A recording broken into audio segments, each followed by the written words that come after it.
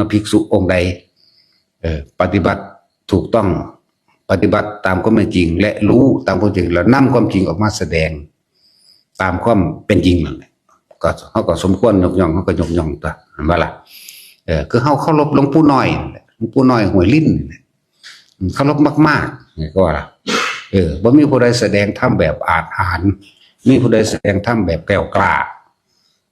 บ่ได้สนภัย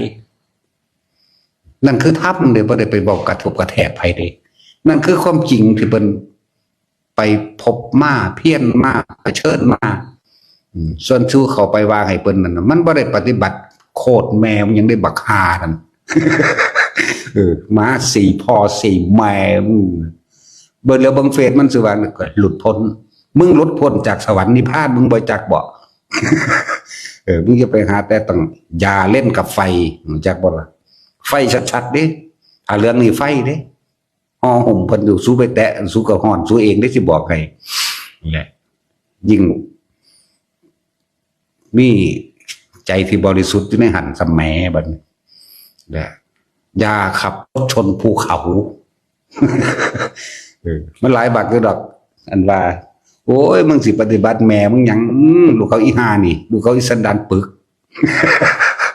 ข้อแกงบ่สอนเนาะบวชเข้ามาสู่ธรรมวินัยเดียวกันแล้วก็ฝึกเอาของไผของมันตัวเนาะมันบ่ได้ขัดขานจักนิดนึงนะเพิ่นเว้าเปรี้ยงมันบ่ได้ขัดขานเลยเฮาก็สามารถรู้ได้แบบนั้นเนี่ยเฮาก็เป็นประจักษ์พยานตัวจักบ่นี่เป็นประจักษ์พยานที่เพิ่นสมควรที่สิยกย่องสรรเสริญบุคคลผู้ควรข่มก็ต้องข่มตัวบุคคลผู้ควรยกย่องสรรเสริญพึงยกขึ้นมาเถิดความดีไหมอันเขาไปซิดน้ำมนต์ไปบอกเลขอยู่นั่นสู้คือบอกไปว่ากันเดี๋ยวนี้สู้ธาตุเดียวกันนั่นบอกนั่นว่าล่ะสู้ทำซ้ำเหมือนกันคือบอกไปว่าลูกเขาอีหาแต่กูด่าเด้โคตรพ่อโคตรแม่มึงนี่โคตรปู่โคตรยามึงของโคตรตากับยายมึงนำโอ้ยสันดานปึกมาสีแม่มึงเนาะมึงหาซึมซาบเอาแต่สัญญาเร็วมึงก็รุดแน่นอนแล้วนะมึงไปหาแตะไฟหรอกมึงอยากบ้าล่ะแล้วซ้ำเพิ่นมีชีวิตอยู่ไปหาขอเขามาเพิ่นได้ไปจ้าว่าล่ะบักใดอีใดกระซังอีแม่มึง ต้องตื่มต้องเสริม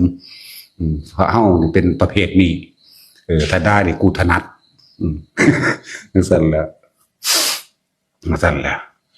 อันผู้เพิ่นพาปฏิบัติดีผู้เพิ่นพาปฏิบัติให้เขาถึงของจริง